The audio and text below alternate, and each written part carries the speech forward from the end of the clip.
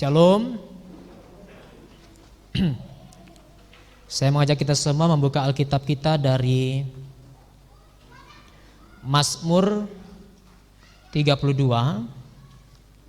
ayat yang ke 1 sampai 11, dan saya membaca untuk kita sekalian ayat yang ke 1 dan 2. Mazmur 32 ayat yang ke 1 dan 2. Kebahagiaan orang yang diampuni dosanya, dari Daud nyanyian pengajaran. Berbahagialah orang yang diampuni pelanggarannya, yang dosanya ditutupi. Berbahagialah manusia yang kesalahannya tidak diperhitungkan Tuhan, dan yang tidak berjiwa penipu. Saudara yang dikasih dalam Tuhan Yesus Kristus, pernahkah Anda mencoba untuk menyembunyikan sesuatu dari Tuhan? Yang bisa saya katakan adalah jika Anda sudah melakukan itu, maka saya katakan Anda cukup baik. Namun satu hal yang biasanya kita sembunyikan dari Tuhan itu adalah dosa-dosa kita, pelanggaran-pelanggaran kita. Kita melakukan sesuatu yang salah, kita melakukan sesuatu yang tidak benar di hadapan Tuhan, di mata Tuhan. Dan kemudian sama seperti Adam dan Hawa, kita secara alami mencoba untuk bersembunyi dari Tuhan.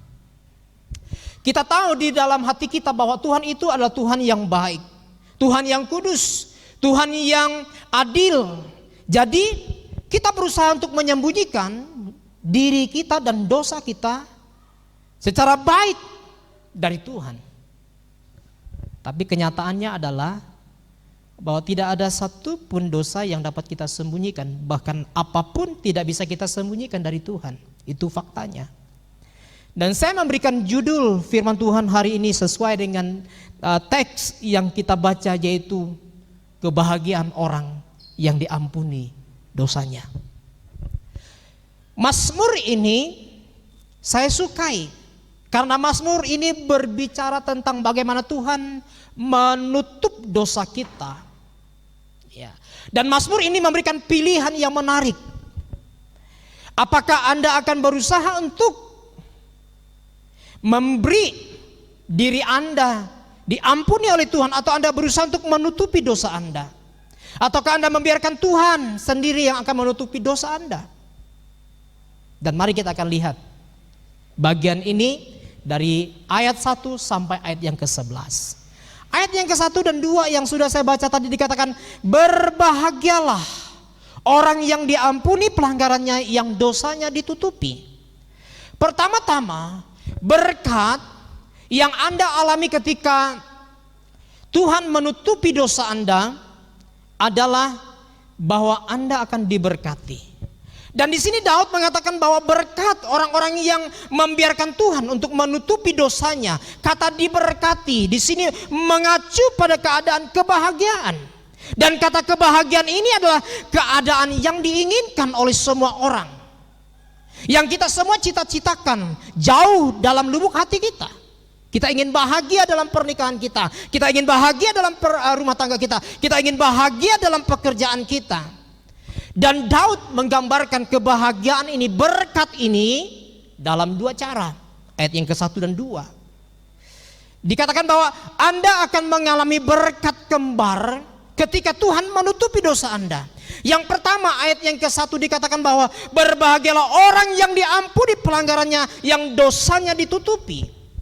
Berkat yang pertama yang diperoleh adalah bahwa seseorang yang ditutupi dosanya oleh Tuhan, maka dia akan menerima berkat catatan bersih dari pelanggarannya.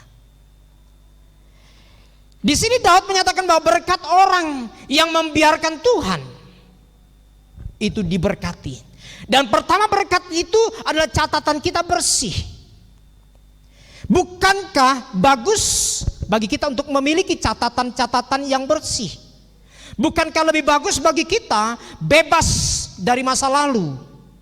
Kita semua membuat kesalahan pastinya dalam hidup kita, tetapi terkadang kesalahan yang kita buat itu mengikuti kita, bahkan melekat pada kita seperti saus yang melekat, yang membebani dalam kehidupan kita. Nah, mungkin Anda memiliki catatan kriminal yang menahan Anda dari pekerjaan. Mungkin Anda memiliki catatan cara mengemudi yang buruk sehingga seringkali Anda dapat tilang dari polisi. Atau mungkin Anda memiliki catatan kredit yang buruk secara finansial. Dan mungkin juga Anda memiliki catatan yang buruk di pekerjaan Anda, sehingga harus dipindahkan, harus diturunkan jabatannya. Anda seorang siswa di sekolah, Anda memiliki kesalahan-kesalahan yang sekarang tidak dapat menggoyahkan reputasi Anda.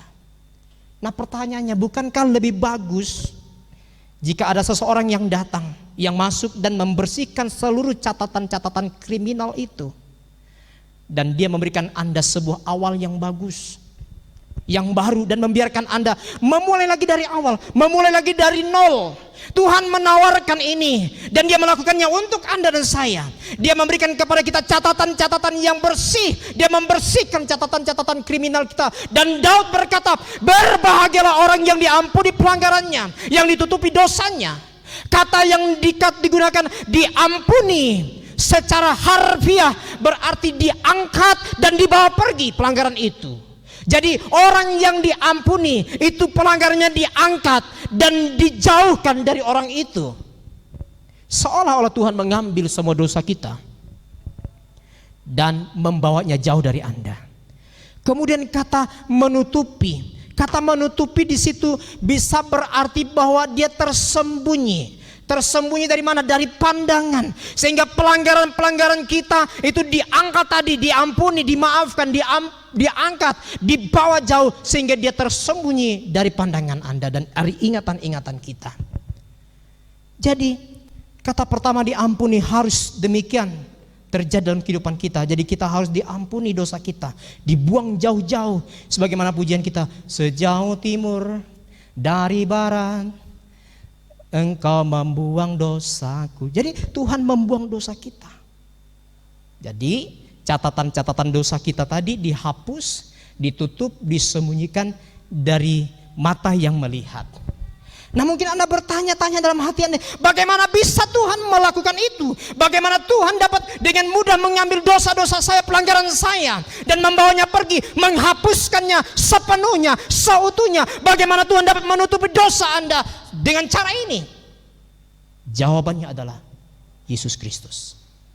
Yesus mati di atas kayu salib bagi dosa-dosa kita. Yesus menanggung dosa-dosa kita dan membuang dosa kita. Itu yang dilakukan oleh Tuhan Yesus.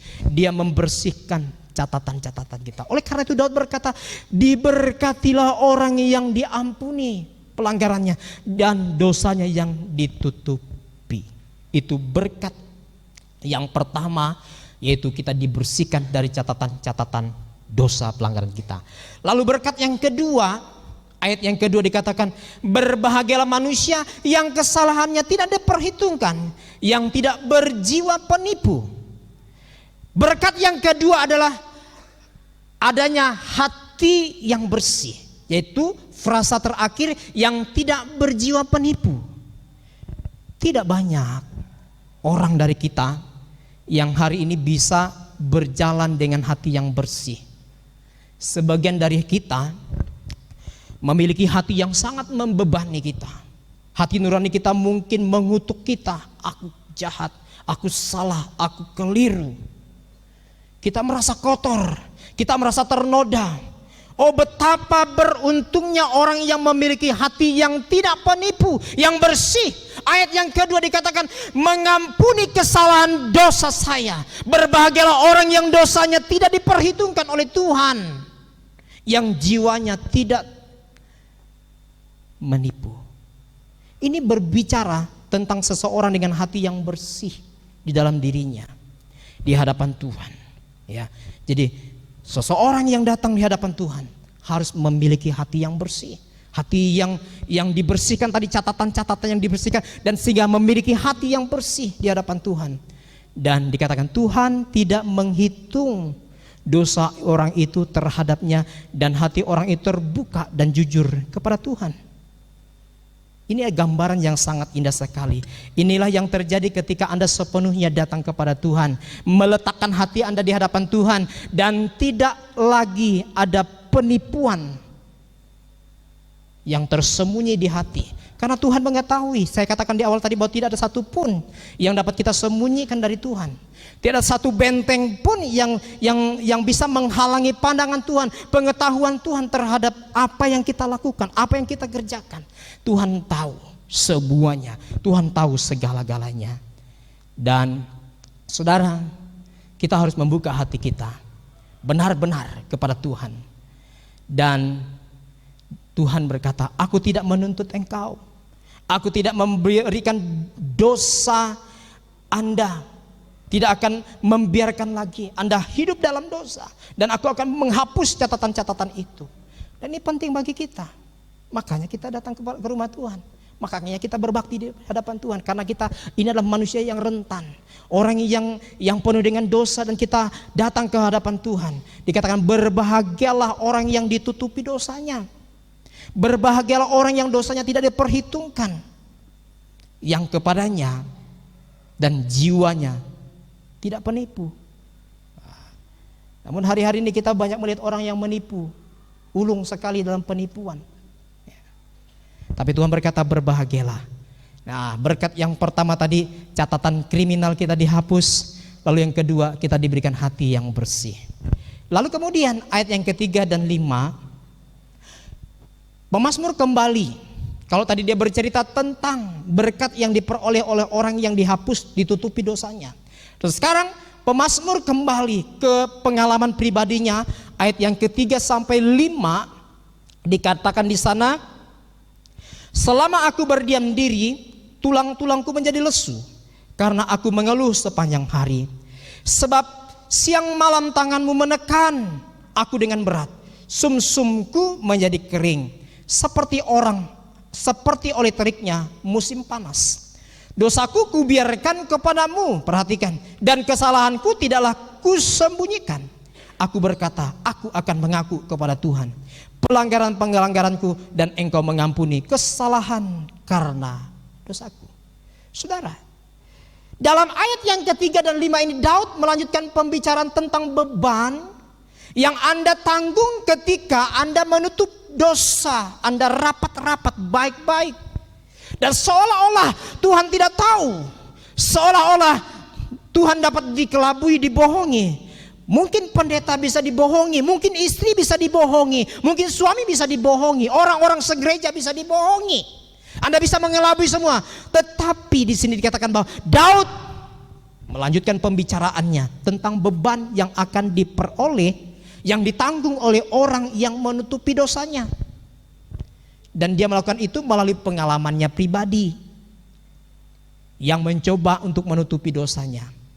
Nah, beberapa orang percaya bahwa Daud bercerita pengalamannya dalam suatu peristiwa yang terjadi dalam Alkitab, di mana dia mengambil Batseba, istri Uria. Beberapa orang percaya bahwa ini merujuk kembali kepada akibat dari seluruh insiden dengan Batseba. Tetapi dengarkan kata-kata Daud dalam ayat yang ketiga sampai 5 tadi. Selama aku berdiam diri, perhatikan, tulang-tulangku menjadi lesu karena aku mengeluh sepanjang hari.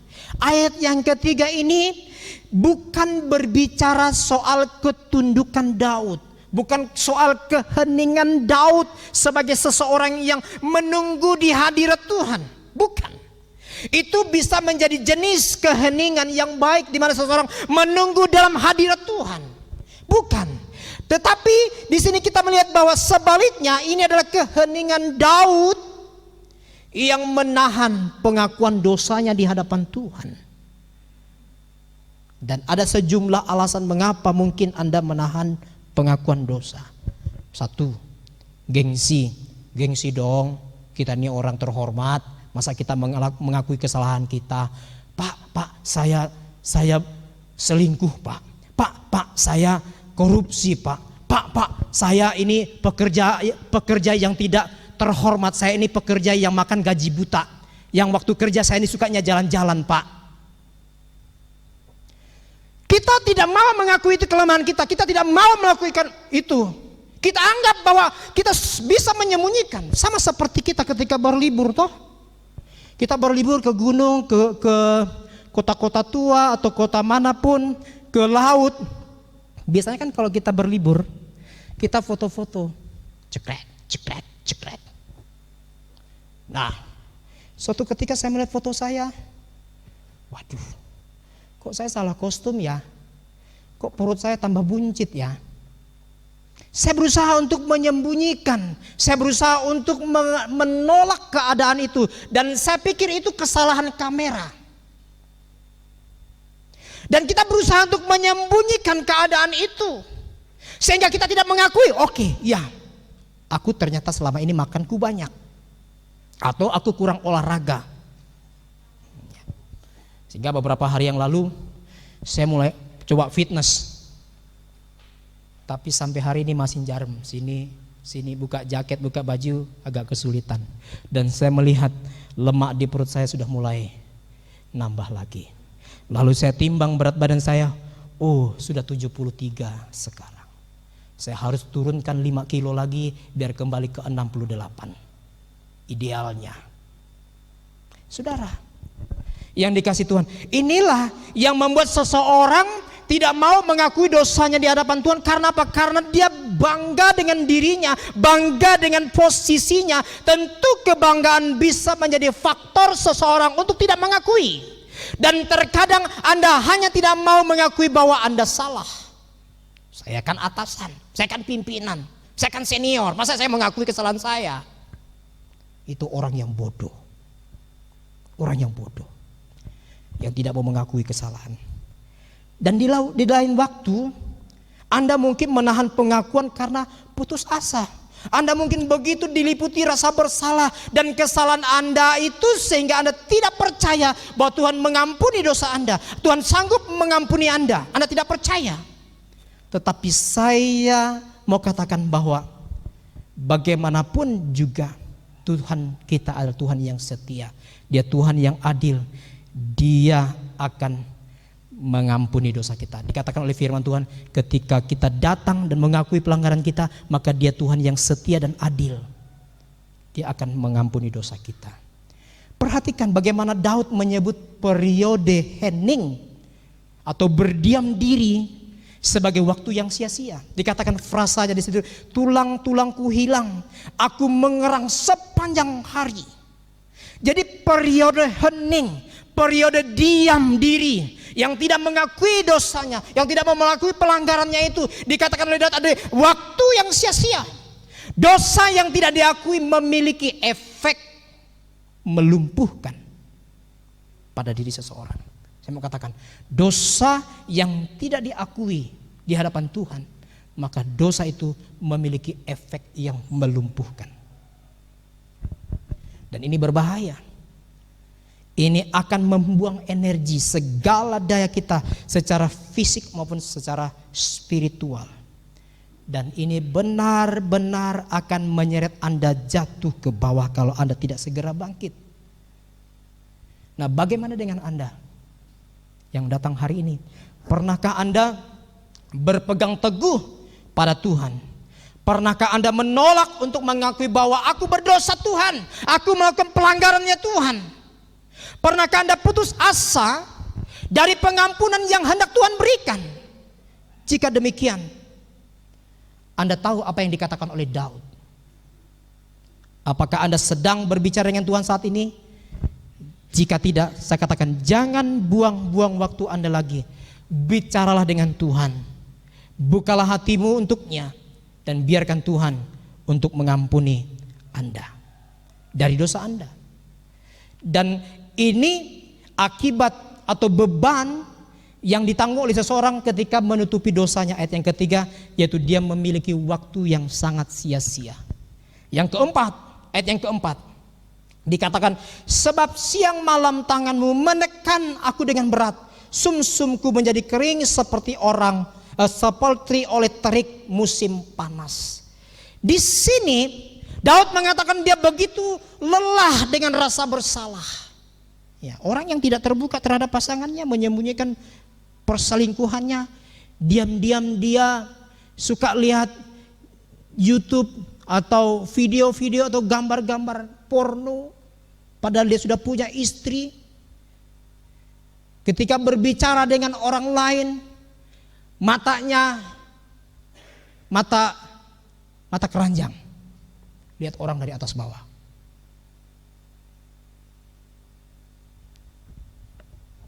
Saudara yang dikasihi Tuhan, Daud mengatakan dia lelah, dia capek semuanya itu. Kenapa? Dosa yang dia sembunyikan membuatnya lelah, kalah. Karena tidak ada di antara kita yang bisa melepaskan kita dari perbudakan dosa. Oleh karena itu Daud berkata, aku lelah, aku capek semuanya itu. Karena dosa yang disembunyikan itu akan membuat Anda tertekan. Dan Tuhan sendiri akan menekan. Daud lelah dan dia kalah. Gambar tangan Tuhan ini mengacu pada tangan Tuhan yang menghukum dan mendisiplin. Tuhan menghukum kita ketika dosa yang kita lakukan itu dan kita tidak akui, dan jika kita menolak untuk menghadapinya, maka Dia akan mendisiplin kita. Beberapa hari yang lalu saya kunjungan, Pak Pendeta, maafkan saya, beberapa minggu ini saya tidak ke gereja karena kami sakit, dan saya rasa Tuhan menghukum saya. Lalu saya katakan, ya Ibu, kita berdoa bersama-sama.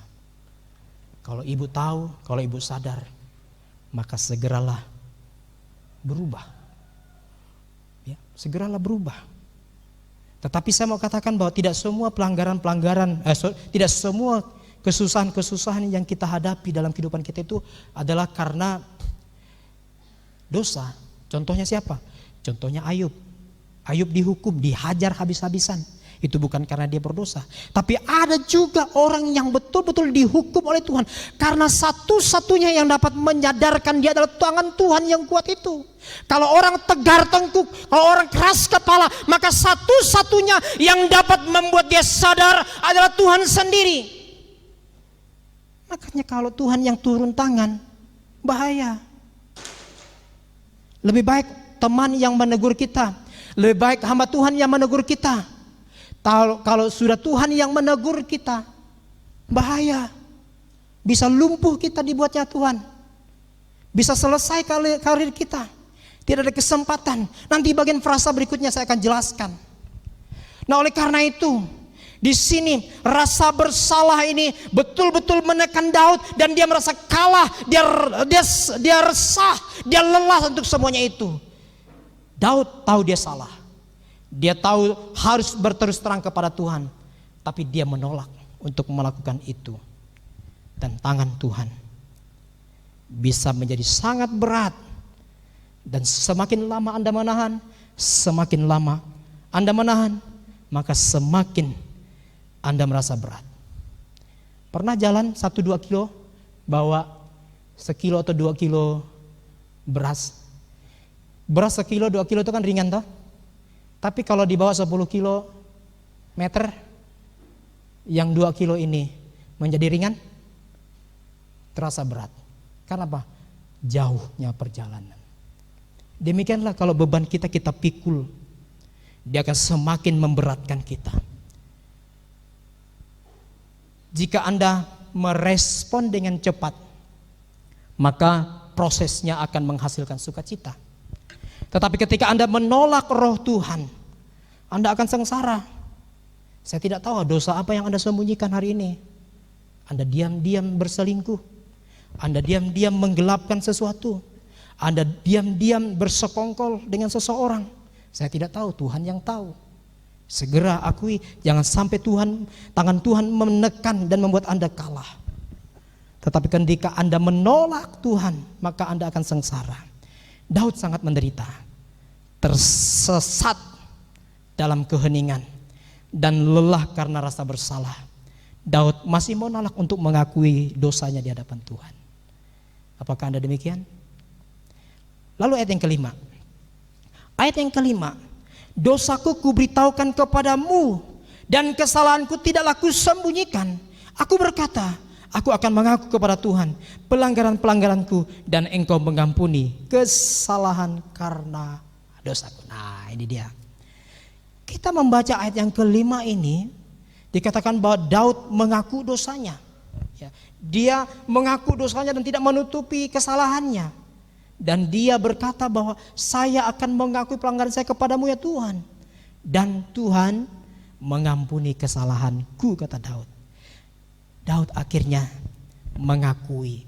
Daud akhirnya terbuka dengan dosanya kepada Tuhan. Dan perhatikan apa yang terjadi. Dia mengalami kelegaan, pengampunan yang manis. Ya. Seseorang pernah datang kepada saya ketika saya menutupi kesalahan saya, Pak, kepada pasangan saya. Begitu berat, saya tertekan. Saya nggak bisa bebas. Setiap hari handphone saya diperiksa oleh pasangan saya, Pak. Setiap hari saya harus gonta-ganti PIN atau password dari Facebook saya karena ada notifikasi pesan-pesan yang sifatnya rahasia, dan email saya sembunyikan dari istri saya, suami saya. Tapi begitu saya mengakui semua dosa dan pelanggaran saya, ada pengampunan yang tersedia dan saya mendapatkan pengampunan itu. Itulah yang Daud rasakan. Daud akhirnya berhenti bermain-main untuk menutupi dosa-dosanya, dan dia meminta Tuhan untuk menutup dosanya sendiri, bukan saya. Karena ketika Adam dan Hawa berusaha untuk menutupi pelanggarannya dengan membuat cawat dari daun, Tuhan sendiri mengambil kulit domba dan menutupnya. Artinya pelanggaran kita itu bukan usaha kita yang untuk menutupinya, tapi Tuhan sendirilah yang akan menutupi, menebus kita dari setiap pelanggaran kita, bukan usaha kita. Usaha Adam dan Hawa gagal, tidak berhasil untuk menutupi pelanggarannya, tapi Tuhan sendiri. Dan kita membutuhkan Tuhan Yesus. Hanya Yesus yang dapat menutupi dosa kita. Dosa dapat dihapus hanya oleh darah Yesus. Yesus saja, bukan yang lainnya. Jadi kita jangan bersembunyi kepada jenderal, apalagi bintang 2. Bintang 2 banyak masalahnya hari-hari ini. Ada yang dipecat. Jangan kita bersembunyi kepada wali kota. Wali kota sebentar lagi pensiun. Setiap orang punya masanya dan setiap masa punya orangnya. Tapi Tuhan yang tidak pernah tergantikan dalam kehidupan kita. Tuhan satu-satunya sumber perlindungan kita. Perteduhan yang paling aman di dunia adalah Tuhan. Suami kita bisa mati. Suami kita bisa stroke. Tapi Tuhan tidak dapat dikalahkan oleh apapun juga. Nah, itu kesadaran Daud. Dan sekarang kita melihat manfaat yang diterima ketika Anda datang dan berlindung kepada Tuhan. Ayat 6 sampai ayat yang ke-11. Dan saya membaca ayat yang ke-6 dulu untuk Anda sekalian. Ayat yang ke-6 dan 7 dikatakan, sebab itu hendaklah setiap orang saleh berdoa kepadamu. Perhatikan, selagi engkau dapat ditemui. Sesungguhnya pada waktu banjir besar terjadi, itu tidak melandanya. Engkaulah persembunyian bagiku. Terhadap kesesakan engkau menjaga aku. Engkau mengelilingi aku sehingga aku luput dan bersorak. Nah, ini manfaat yang diterima oleh Daud ketika dia datang, dia berlindung kepada Tuhan. Pertama-tama ini berbicara tentang manfaat yang akan Anda peroleh ketika Anda berlindung kepada Tuhan.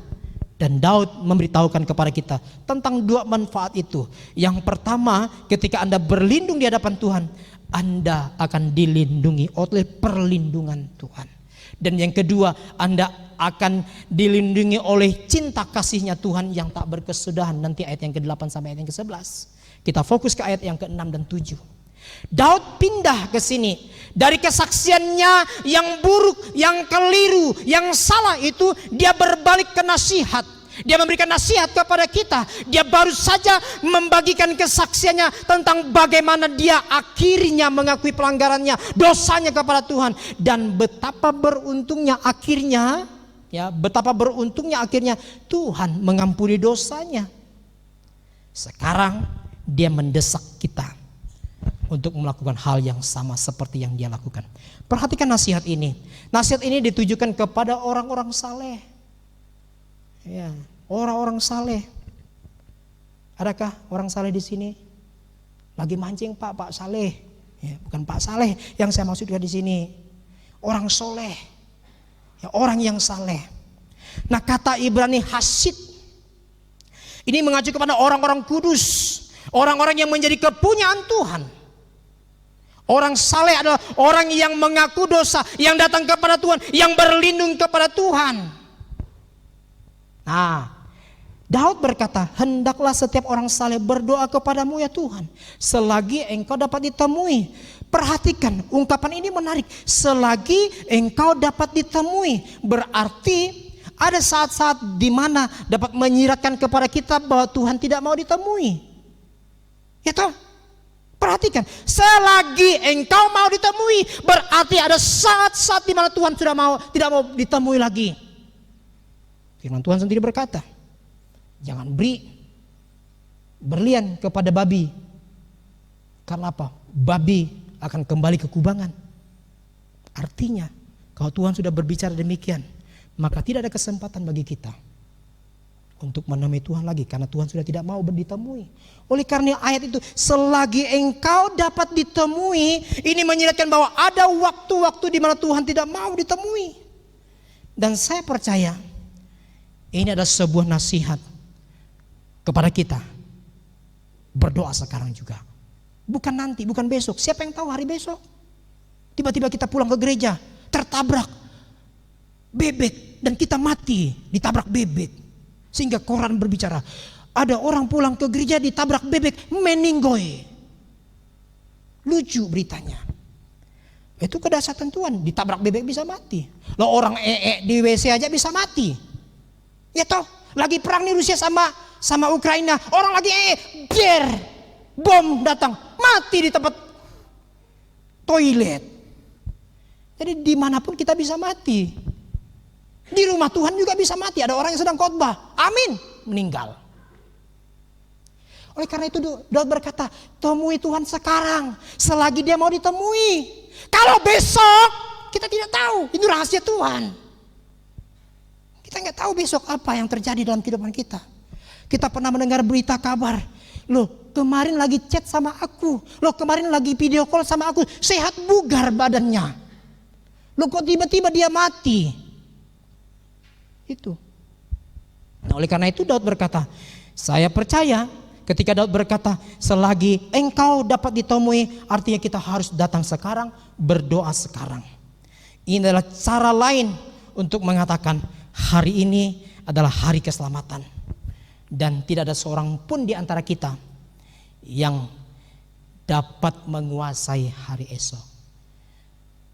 Tak ku tahu kan hari esok, namun ku pasti ku berjalan serta Yesus, maka jiwaku tenang.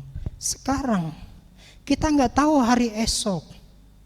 Kita lagi makan, tiba-tiba Tuhan panggil kita pulang. Sementara 1 jam yang lalu kita lagi main cewek. Kemana kau pergi nanti? Ke neraka. Saya mau katakan itu. Ya, saya tidak menakut-nakuti, itu pesan yang disampaikan. Temui Tuhan sekarang selagi dia mau ditemui. Kalau besok nggak tahu saya. Itu urusanmu dengan Tuhan.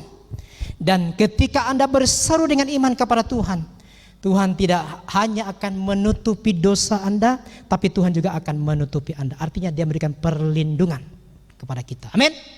Dia memberikan perlindungan kepada kita. Dan dia akan mengelilingi Anda dengan perawatan perlindungannya. Dan ayat yang ke-8 sampai 11, di sini bagian kedua, berkat atau manfaat berlindung pada Tuhan. Yang pertama tadi, kita akan dikelilingi oleh perlindungan Tuhan yang super hebat itu.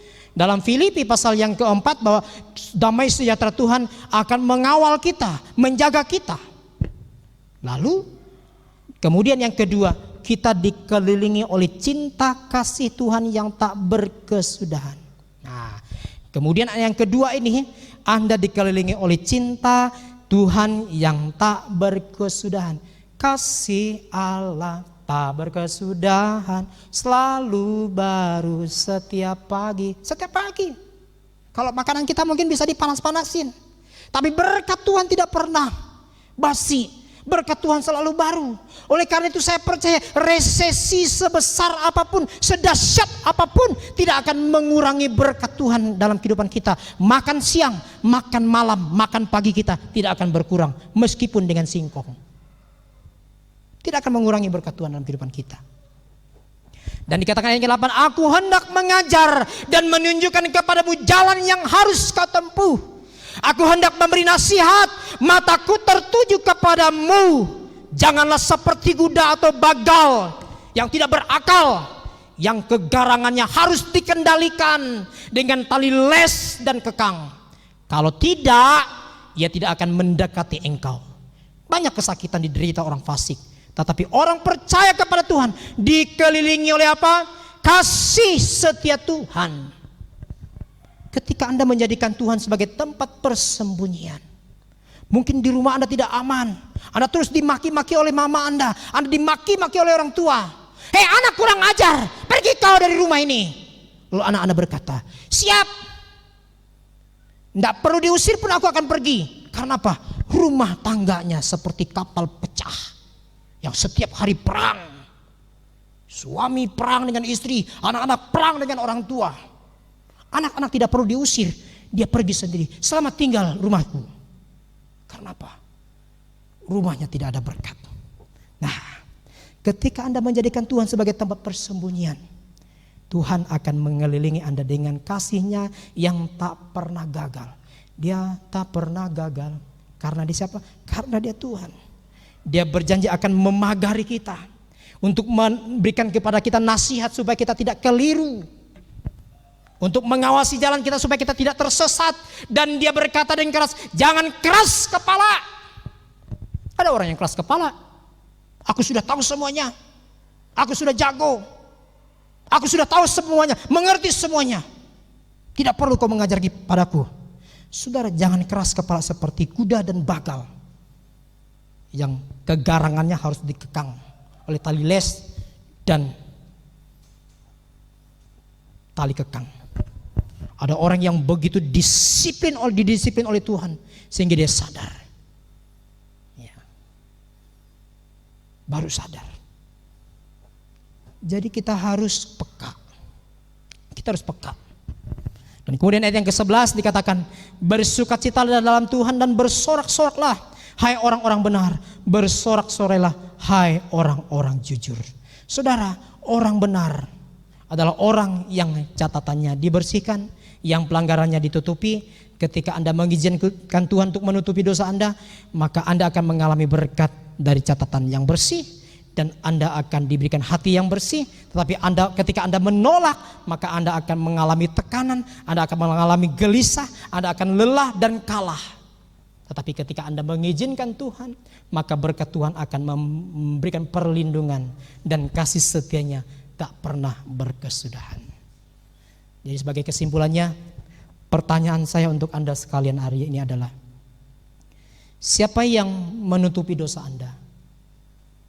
Sudahkah Anda meminta Tuhan untuk menutupi dosa Anda dalam Kristus? Kemudian Daud mendorong Anda untuk bersukacita, bergembira dan bernyanyi. Ataukah apakah Anda telah mencoba untuk menutupi dosa Anda sendiri dan menahannya dari Tuhan untuk pengakuan? Saya mau katakan, Tuhan mengundang Anda untuk berdoa selagi Dia mau ditemui. Jangan tunggu besok, jangan tunda-tunda besok. Pengampunan dosa ditemukan di dalam Yesus Kristus saja.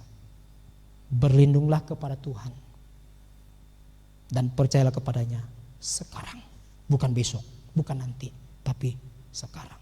Tuhan Yesus memberkati.